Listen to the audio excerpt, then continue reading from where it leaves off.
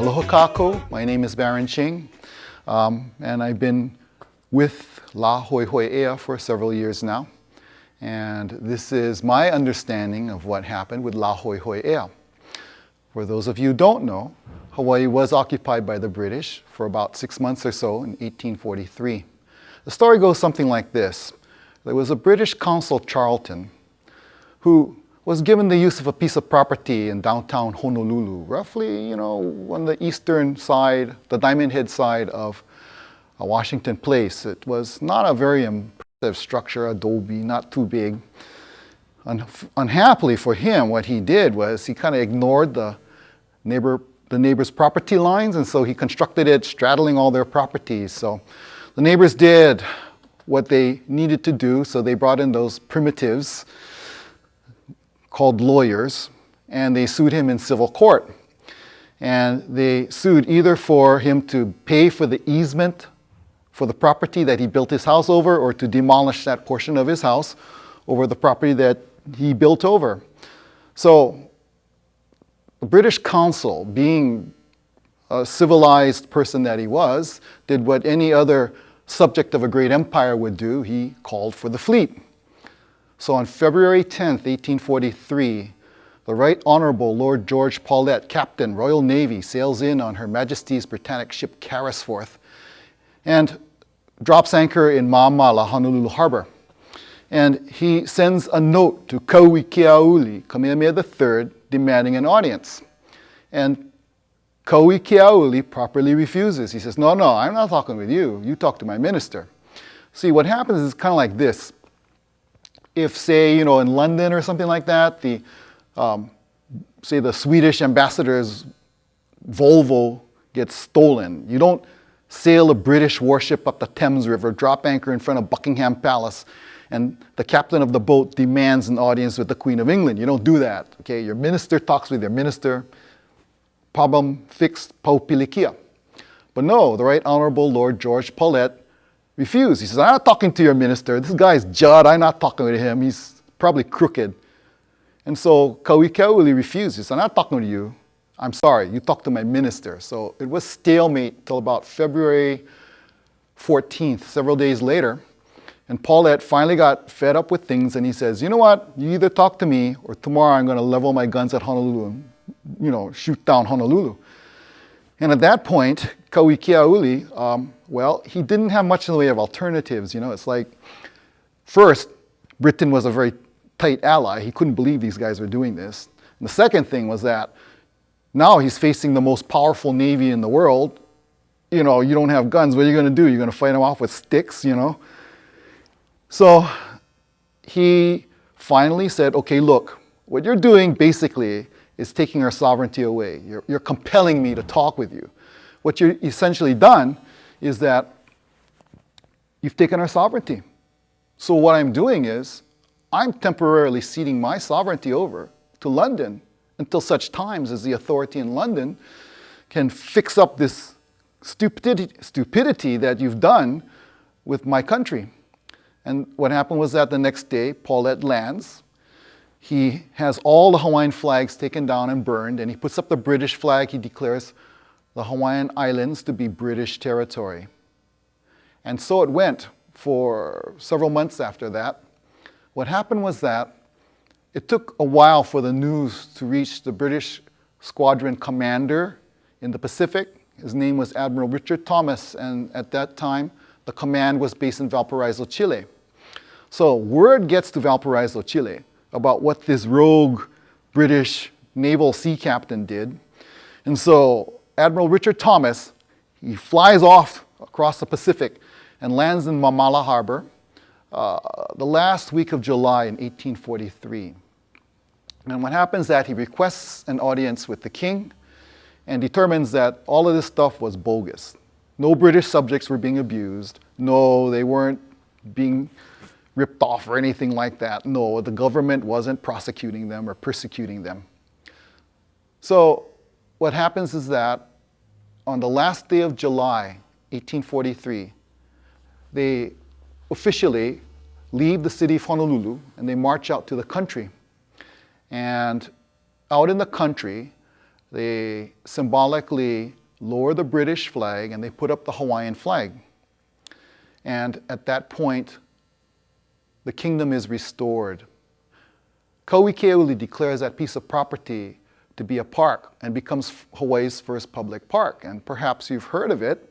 The name of that place is Thomas Square, which is named after Admiral Richard Thomas. And speaking of names, you know the street Mauka of Thomas Square? It's Beretania Street, which stands for Britannia. And on the Diamond Head side of Thomas Square is Victoria Street, named for Queen Victoria of England. So that's where these names come from. So what happened is that after they do their thing out in the country, they march back to town, and from the steps of Kauaihao, Kauikeauli says, "Ua mau ke ea o ka aina I ka pono." And you all perhaps know what that is. That's the state motto. Well, actually, it's more than that. It was the motto of the kingdom, of the republic, of the territory, and the state. And we all know it means the life of the land is preserved in righteousness. But, you got to go look at Albert Pukui Dictionary, because if you look, ea does not mean ola. Ea and ola are different words. He didn't say ua mau ke ola o ka aina ka pono. He says ua mau ke ea o ka aina ka pono. What is ea? Ea, yes, can mean life. It can also mean breath, like the ha, because without the ha, you don't have life.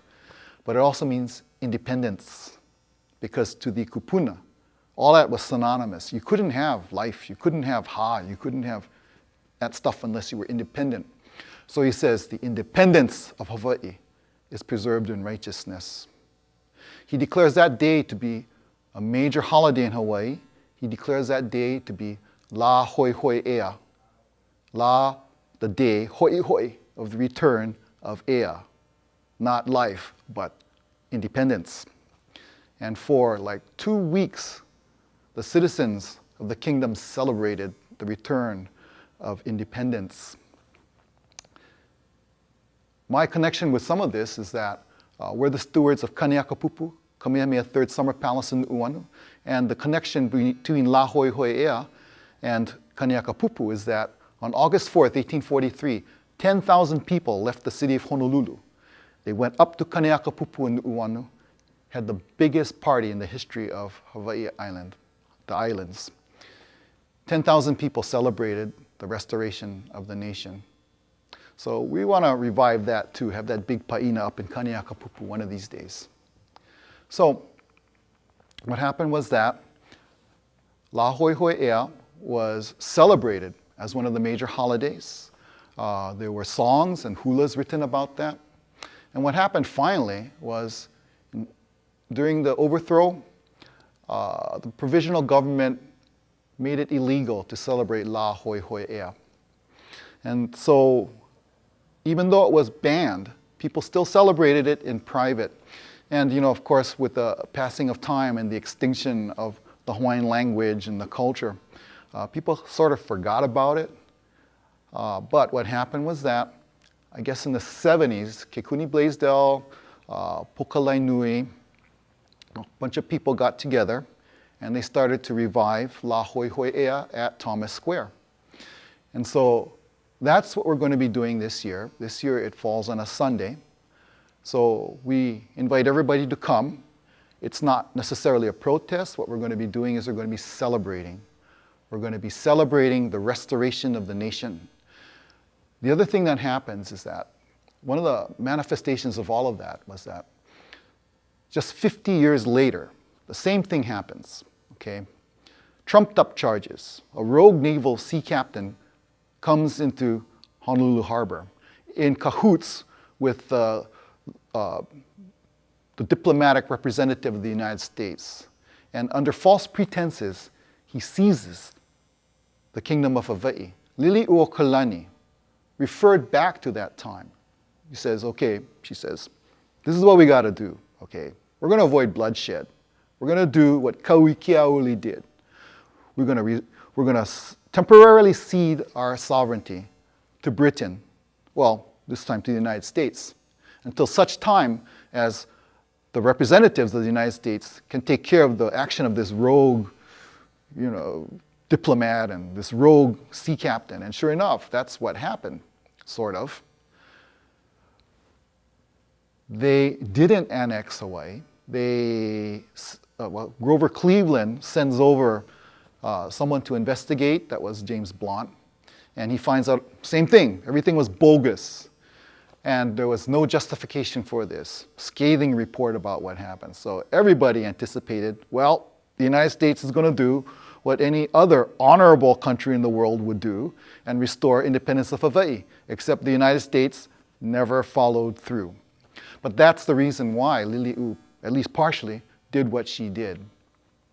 So that's my version of La Hoihoi Ea.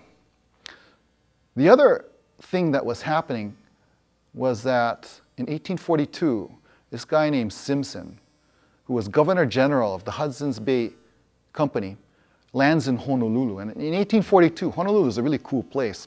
They have a constitutional monarchy, they have civil laws, the place is clean, the people are content, there's no poverty. So Simpson tells Kauikeauli, yeah, you got a really cool place over here, nice country, but you don't have recognition. And if you don't, some foreign power is going to come and seize you. And he says, I can help you out. Okay, I know the guys in London. I can help you out. You send me and we'll give you recognition. And so Kauikeauli agrees to this, but he doesn't trust this guy Simpson to do it by himself. I mean, some foreigner, he doesn't really know who he is. So what happens is that he sends missionary Richards. He also sends his classmates from the Chief's Children's School, Timoteo Haalilio, who's actually a high chief coming from the Oahu line. And he makes Timoteo Haalilio his minister potent plenty who can broker deals, because he doesn't trust the foreigners, to necessarily work in the best interests of Hawaii. And so what happens is that Simpson goes via Russia back to London, and Timoteo Haalilio and this guy Richards goes actually through Mexico. Some people say, well, why does this guy go through Veracruz, and goes to Mexico, goes up to the United States? These guys are sneaking. Well, no, actually, in 1842, the United States didn't even touch the Pacific. That was, the northern territories belonged to the British. The territory south of that actually belonged to Mexico. It wasn't until the Mexican-American War where they actually took possession of that piece. So all that plus, that was Mexico, and there was no way to get across from California to the East Coast. So anyway, these envoys, they go to Washington and they get the verbal agreement of the United States that Hawaii should be recognized as an independent country, but they couldn't pin them down to put it on paper. So they all kind of like meet up in London. And at that time, the authorities in London were a little bit reluctant to grant recognition. So they go over to France. They talk to the French guys over there. They're kind of reluctant to give recognition. So finally, they end up going to Belgium. And Belgium at that time had recently become independent, and they were much more sympathetic towards countries looking for independence. And so what happens, they agreed, okay, we're going to recognize you. So these three guys, they come up with this plot, okay, they have a plan, okay. So they go back to London and they tell the guys, the French said they're going to recognize us. So, well, they are? Well, we'll have to outdo them. We'll recognize you too. And so they go over to France and they say, hey, the Brits and the Belgium guys, they agreed to recognize us. And they said, oh, mais oui, well, we must do this too. So November 28th, 1843, they signed the treaties in London. But that's another aside. But what happens was that news comes to London that the British have seized Hawaii. At that point, they had already gotten the okay from the British diplomatic whatever corps that, yes, they were planning on recognizing Hawaii. So it was like, whoa, how did you guys do this? So they officially register a protest in London. So what happens was that the diplomatic corps, after hearing of the details, agreed. Admiral Thomas actually set Hawaii free without the authorization of London. To get to London and back, the news would take like almost a year to get back. So he acted on his own authority. He actually put his neck out on the line there. When the news comes back from London about what he did, they said, cool, you did the right thing. We congratulate you. We stand by your actions. So later that year, what happens is that London, November 28th, treaties are signed between France, Britain, Belgium, recognizing Hawaii as an independent nation. Hawaii becomes the first non-European origin nation in the world to be recognized as an independent country. I mean, this is before China, Japan, Thailand, any of those places. Hawaii is recognized as being an independent country. Word finally gets back to Hawaii. And Kauikeauli declares that also to be a great holiday. He declares that to be La Ku'oko'a, Independence Day. And again, going back to Pukui Elbert Dictionary, Ku'oko'a means independence.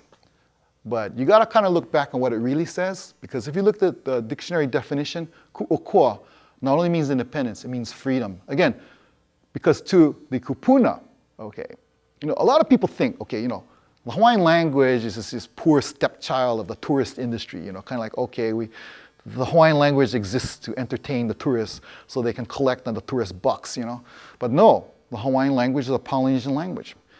People who kuka kuko'olelo Hawaii, the manaleo, they think differently, they conceive of the world differently, you even dream differently, because it's not the same. Anyway, so to the kupuna, you couldn't have independence.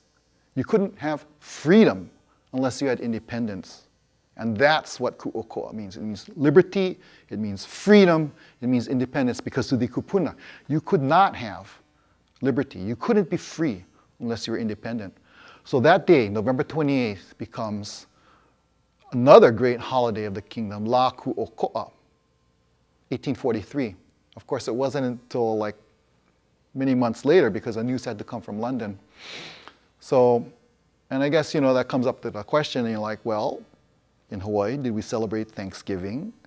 Well, no, we didn't celebrate Thanksgiving. Why didn't we celebrate Thanksgiving? Because there were no pilgrims landing in Honolulu Harbor. There were no pilgrims in Hawaii. At that time, the United States didn't even touch the Pacific Ocean. The United States was this little sliver of land on the east coast of the Atlantic Ocean that had nothing to do with Hawaii. And the holiday that we celebrated in Hawaii was not Thanksgiving, it was La Ku'oko'a. So, you don't celebrate 4th of July, you don't say Happy 4th of July, you say Happy La Hoihoi Ea, and you come Thomas Square, you celebrate with us. November, you don't say Happy Thanksgiving, you say Happy La Ku'oko'a, and that's the real celebration of Hawaii. We didn't end La Ku'oko'a until about 1895 or so, when the provisional government Republic guys banned it again. So, again, it was celebrated in secret, and we've kind of like brought it out too. So we celebrate La Ku'oko'a. We'll go to Iolani Palace grounds and have a little bit of food to eat, and we'll celebrate a little bit. And you guys are all welcome to come too. Usually it's the first Sunday before November 28th. If it falls on a holiday, on a weekend, we'll go on that day, November 28th. You can come for that too. So, about Timoteo Haalilio, 1843, who's Kauikeauli's classmate. Timoteo Haalilio really didn't want to leave Hawaii. He had this premonition that he was never going to come back, and he was right. But he had a duty to his king, and he had a duty to his country, and that's why he did it. One of the things that happened was in 1842, he stops off in London in the College of Heralds, okay? Now, what happens is that if you look at the state seal, it's got whatever. And if you look at the accounts, they say, well, the state of Hawaii designed this thing based on what the territory designed. And that's bullpucky. What happens is that as early as 1816, okay, Kamehameha was flying the royal standard, the ensign, and it looked exactly like what's on the seal in Iolani Palace. You have the central thing, the crown, you have the two chiefs standing on either side. So as early as 1816, the royal seal was there. So the question is, why did Timoteo Haalilio go to the College of Heralds in London? They say, well, he did that so that they could design, a seal for Hawaii. And then I don't think that's quite true because we already had our seal. I think Timoteo Haalilio went there to register the crest of Hawaii as being one of the nations on earth, and that nobody else should be able to copy that, to register the crest and to register the flag. So that's one of the projects that we have to do. We need to go to London one of these days, look at the College of Heralds and see what exactly Timoteo Haalilio did. So Timoteo Haalilio, he protests the seizure of Hawaii. He gets recognition by France and Britain and Belgium, and he tries to get more recognition. And finally, he's getting kind of ill. He's not too happy being over there. And he decides he wants to come back to Hawaii. So he comes on his way back. He ends up in the East Coast someplace, and he becomes really ill, really ill. And, one of the things he doesn't want to do is he doesn't want to die in a foreign land. He wants to come back to Hawaii. So finally, he puts to sea, even though he's, very, very ill. And a couple days out, he dies. And it's said that when the vessel bringing him back to Hawaii came across Diamond Head, everyone was celebrating. He says, yeah, our ambassador is back, the guy who brought us recognition. But they saw they were flying a black flag, and Hawaii immediately goes into mourning. So Timoteo Haalilio served his nation. He served his king, one of Hawaii's first ambassadors. And he was actually buried in Pohukaina, Iolani Palace grounds. He's still there in the Iolani Palace grounds. That's Timoteo Haalilio. And I think that's about it. I kind of ran out of stuff to say. Okay, that's fine. We got 20 minutes. That's awesome. Okay. We got 20 minutes to work with, so that's awesome, man. Cool. Okay. So, you don't want to, Okay. Okay. We good? Okay, cool. Right on. No. Okie dokie. Now, the other issue is I'm going to download a couple of pictures. Okay, one is going to be some stamps issued in the Kingdom of Hawaii, as we all know, or maybe we don't know. The Kingdom of Hawaii was one of the original signatories, one of the founding nations of the International Postal Union.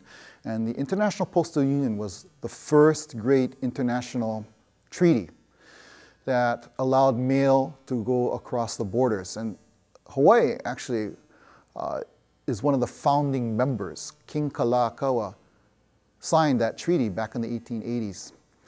And the International Postal Union exists to this very day, and it guarantees that mail goes across the borders. It was actually the precursor to the League of Nations and the United Nations, but again, the first great international treaty.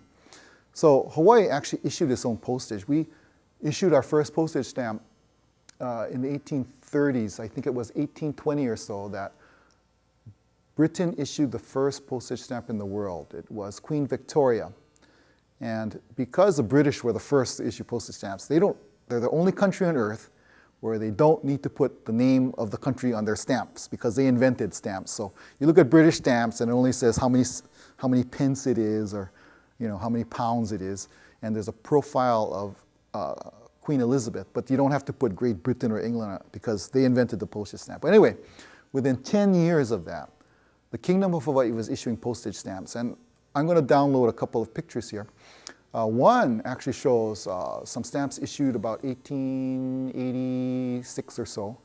I think one is going to be Miriam Like, that is going to be King Kalakaua. And the interesting part about that is going to be the cancel on it. And what you're going to see is a central round thing that's cut into 8 pieces and surrounded by a couple of rings. People always say, well, okay, it's an interesting kind of cancel, but you know what that is? That's actually the flag of Hawaii, Kahai Hawaii. What it is that central portion is the Union Jack, and the rings around it represent the stripes of the Hawaiian flag. Okay. The other interesting thing is that the other day we took a look at Google Earth at Thomas Square. and part of the planning process of where you're going to put things. And if you look at Thomas Square, and hopefully you'll have a picture of it, this actually looks like the British flag. It's rectangular, it has the crosses in it, and if you look in the center, you can't see it now because the trees block it, but there's a central fountain, and there's a walkway, and there's a wall. It's the mirror image, sort of, the reverse of that cancel. It's actually the Union Jack with the stripes in the center. So Thomas Square is actually a rendition of the Hawaiian flag. And I thought that was just so amazing. We didn't realize it, but there it is. Oh, about the Hawaiian flag. Okay.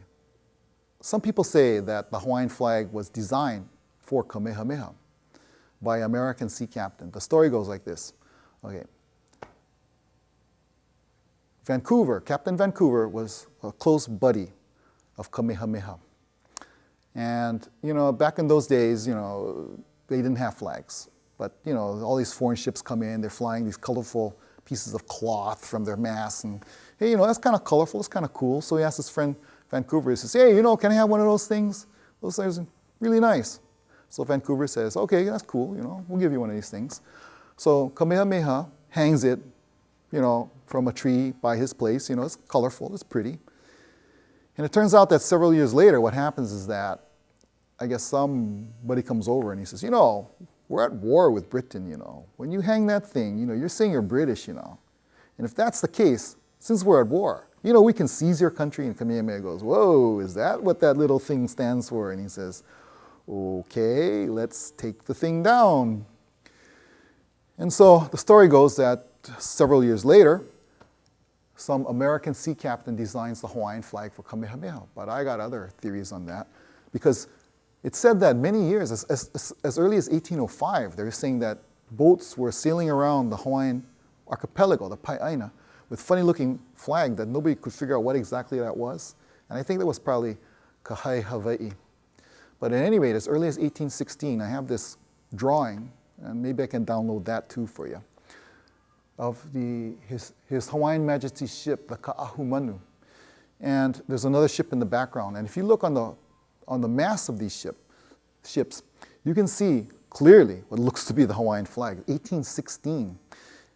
On the mast of one of these things, you got actually the crown flag, Haikalaunu. And for those of you who don't know what Haikalaunu is, okay, it's like the crown flag. It's like the British royal flag. When the Queen is in residence in Buckingham Palace, they fly that to say that the Queen's in residence. When the Queen is on a train or airplane, they fly the flag to signify that the Queen's on the train or the airplane. Well, as early as 1816, here we have a picture of the Ka'ahumanu with the royal standard on it. It looks pretty much like the crest of Hawaii as it stands today. And if you look, there's a tall figure in the bow of the boat, and that's probably Kamehameha the Great, a drawing of him. So my alternate theory is that he actually talked to Vancouver about it. I mean, if you think about it, why is an American sea captain going to put a British jack on a flag? I mean, they hated the British, right? I mean, like, they're at war all the time. War of 1812 is imminent, it's like, or why are you going to put a British flag up? These guys are the enemy. I think it was Vancouver who actually did it. And it was Kamehameha the Great who designed both the crest, the royal flag, and Hawaii.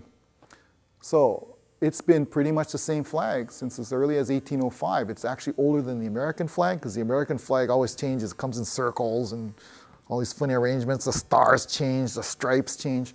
The Hawaiian flag has been pretty much unchanged since 1816, perhaps as old as 1805. So we precede the American flag. The other thing is that at La Hoihoi Ea, our flags look a little bit different from state flags, okay? U.S. flag code says that all flags, U.S., are at a ratio of 5:3, so 3 feet high, 5 feet long. The Hawaiian laws said, the legislative rules were that Hawaiian flags were twice as long as they were tall. So if you have a 3-foot flag, it's going to be 6 feet wide. And they specified, okay, you can't just take a state flag that's 3 by 5 and take a foot of stripes and just sew the thing on, because the Union Jack has to be longer. The flags that we're going to be flying at La Hoihoi are actually monarchy standard flags. If you look at the Union Jack is very long and stretched out. Those are actually flags that meet the specifications of the Kingdom of Hawaii. So we're going to have at least 2 or 3 of those there. And take a look at those. Those are monarchy standard flags. So you may want to take a look at that. So we're very fond of our flags there. Okay, let me see, what else? About the crown flag. It's been modified to some degree. I believe that the chiefs like Ho'opili and I forget who the other one is. Sometimes they're on the flag, sometimes they're not. So again, same thing. That's why it was flying on that boat. And you perhaps have heard of the crown flag, and we do fly. We're going to be flying that too, probably, at La Hoihoi. But that's a Kalakaua era flag. They don't have the 2 chiefs on either side. And maybe you've heard of it because if you know the chant Lili'ue or the song Lili'ue, there's 2 endings. Haina ia mea nagapuana Lili'ue no honani mai. And the alternate ending goes, Eo e Lili'ue ko inoa kahei halaunu o Hawaiian.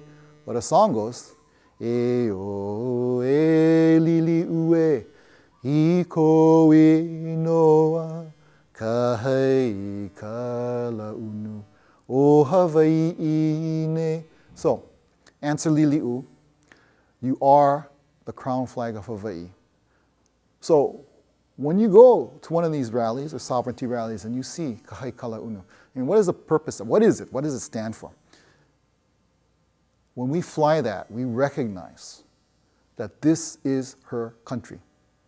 This is the Kingdom of Hawaii. This is her country. When we fly that flag, symbolically, Lili'ue is the crown flag. The crown flag is Lili'ue. She stands with us. We stand with her. And that's what the crown flag stands for. That's why we fly it. Okay? Kill them when you hear me roar. Babylon come to me down no more. Kill them when you hear me sing. Fire of the blood purify everything, yes. Kill them when you hear me roar. Babylon come to me down no more. Kill them when you hear me sing. Fire of the blood purify everything, yes. Work hard for the man, I'm giving it all I can. My pride is what keeps me going, but there's one thing I can't stand. The American dream. What is that? The land of the home and free. What is that? We work hard for the man. I'm giving it all I can. My pride is what keeps me going, but there's one thing I can't stand. The American dream.